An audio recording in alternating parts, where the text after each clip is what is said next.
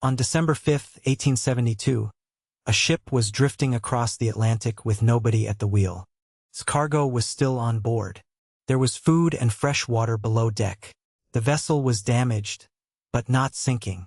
And yet every person who had sailed on it was gone. The captain, his wife, their 2-year-old daughter, 7 crewmen, 10 people had vanished, and the only lifeboat had vanished with them. The ship was called the Mary Celeste, and more than 150 years later, nobody can say with certainty what happened to the people who abandoned her. But the strangest part of the story may not be the mystery itself. It may be how different the real Mary Celeste was from the ghost ship people remember. The Mary Celeste was a 282-ton brigantine, a 2-masted merchant vessel built in Nova Scotia in 1861. She had originally been named Amazon, and after changing owners and undergoing repairs, she was renamed Mary Celeste. By 1872, she was under the command of Captain Benjamin Briggs, an experienced American seaman and part owner of the vessel. Briggs was not sailing alone. His wife, Sarah, joined him for the crossing, along with their 2-year-old daughter, Sophia. Their 7-year-old son remained at home with relatives so he could attend school. 7 crewmen completed the ship's company. On November 7, 1872, the Mary Celeste left New York, bound for Genoa, Italy. In her hold were 1,701 barrels of alcohol. Not exactly the kind of cargo you want involved in a mysterious disappearance, because as history would soon prove, the words abandoned ship and 1,701 barrels of alcohol are basically an invitation for people to invent theories. But at first, there was nothing mysterious about the voyage. The Mary Celeste crossed the Atlantic through difficult weather. According to surviving information from the ship's records, the final days of the journey were rough. The vessel approached the Azores, a group of islands far out in the North Atlantic. Then, on November 25, the written trail stopped. The last known log information placed the Mary Celeste near the island of Santa Maria. After that, silence. 10 days later, another vessel was crossing the Atlantic. The Dei Grazia had also sailed from New York, leaving 8 days after the Mary Celeste. Its captain, David Morehouse, knew Captain Briggs and knew the other ship should have been much farther along on its journey. So when the crew of the Dei Grazia spotted a brigantine behaving strangely in the distance, they paid attention. The ship appeared to be sailing without proper control. They approached. It was the Mary Celeste. Calls to the vessel received no answer. Eventually, men from the Dei Grazia boarded her. And this is where the story usually turns into something that sounds like a supernatural horror film. You may have heard that the rescuers found breakfast still sitting on the table, that cups of tea were still warm, that food had been abandoned halfway through a meal, as though everyone on board had disappeared at exactly the same second. There is just one problem. Those details are not part of the documented discovery. The real scene was strange enough without them. The Mary Celeste was empty. The people were gone, and the ship's small boat was missing. Some navigational instruments were also absent. Below deck, there was water in the vessel, reportedly around 3.5 feet in the hold. One of the pumps had been taken apart. The ship had clearly been through bad weather, and some of its equipment was not in perfect condition. But it was still afloat. It was still capable of sailing. Most of its cargo was still there. There were large supplies of food and water, and there was no clear evidence that 10 people had been murdered aboard the ship. This created a puzzle. Why would an experienced captain deliberately move his wife, his 2-year-old child, and his entire crew from a large, seaworthy vessel into a small open boat in the middle of the Atlantic? Because whatever happened, the missing boat is one of the most important clues. It strongly suggests that the people aboard the Mary Celeste did not simply vanish. They left. The question is why. The crew of the Dei Grazia divided their men and managed to sail the abandoned Mary Celeste to Gibraltar. There, what might have been a straightforward salvage case turned into an investigation.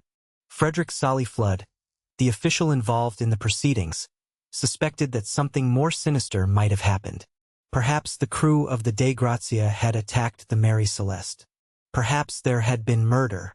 Perhaps the disappearance was connected to fraud. The possibilities were investigated, but no convincing evidence of foul play emerged. And that left the door open for almost every theory imaginable. Pirates? Unlikely. Pirates who capture a merchant ship generally want something from it. Yet the Mary Celeste's valuable cargo remained largely intact, and the condition of the vessel did not suggest a violent takeover. Mutiny? Again, there was no solid evidence. One version imagined that members of the crew had broken into the alcohol, become drunk, and turned on Captain Briggs. It makes for a dramatic story. It just lacks proof. Then came the more creative explanations. A giant sea creature, a waterspout, a sudden supernatural event, and eventually aliens. Once a mystery survives long enough, apparently the Atlantic Ocean is no longer enough. Space has to get involved. But the legend of the Mary Celeste became much stranger in 1884, 12 years after the disappearance, when a young writer published a fictional story inspired by the case. His name was Arthur Conan Doyle. Yes, the future creator of Sherlock Holmes. In his story, Doyle changed details, including the ship's name, calling it the Mary Celeste. The fictional account helped blur the line between what had actually been found and what made for a better mystery. Over time, invented details spread. Warm meals, untouched breakfasts, a ship supposedly frozen in the exact moment everyone disappeared. The fictional version became so memorable that, for many people, it replaced the real one. But remove those additions and a different picture appears. The Mary Celeste was not a perfect ship mysteriously abandoned for no reason. It was a ship that had endured rough weather. It had water in the hold. At least one pump was not functioning normally. The captain may have been uncertain about the vessel's true condition. And it was carrying a hold full of alcohol. 9 of the 1,701 barrels were later found empty. One proposed explanation is that those barrels leaked because they were made from a more porous type of wood. There is no confirmed evidence that a huge alcohol explosion occurred aboard the ship. But an explosion did not actually have to happen. Captain Briggs only had to believe that the ship was in immediate danger. Another modern reconstruction of the case focused on the final movements of the Mary Celeste. Using historical weather information and surviving records from the 19th century inquiry, researchers proposed that Briggs may have been significantly mistaken about his position during the final part of the voyage. After days of rough weather, the ship finally came within sight of Santa Maria. At the same time, there may have been a much more practical problem below deck. The Mary Celeste had previously carried coal and had also undergone work before the voyage. One theory suggests that coal dust or debris may have interfered with the pumps. Imagine the situation from Briggs's perspective. You have just crossed the Atlantic through bad weather. You are responsible not only for a crew but for your wife and your small child. There is water inside your ship. One of the systems you rely on to deal with that water is not working properly. The hold is packed with cargo, making it difficult to judge exactly how much water the vessel has taken on. And you are carrying more than 1,700 barrels of alcohol. Then, finally, you see land. Not a comfortable harbor. Not safety. But land close enough that leaving the ship may suddenly seem less insane than staying aboard it. This does not prove what happened, but it creates one of the most plausible scenarios. Briggs may have believed the Mary Celeste was in greater danger than it really was. He may have ordered everyone into the small boat as a temporary precaution, possibly intending to remain connected to the ship by a rope. That would explain why important navigational instruments were taken. It would explain the missing boat. And it would explain why there was no sign of a violent struggle. Then something went wrong. A rope could have broken. Weather could have separated the small boat from the larger vessel. The Mary Celeste, with sails still capable of catching the wind, could move away faster than the people in the boat could follow. And suddenly the decision that was supposed to save everyone would have stranded 10 people in the open Atlantic while their perfectly survivable ship sailed away without them.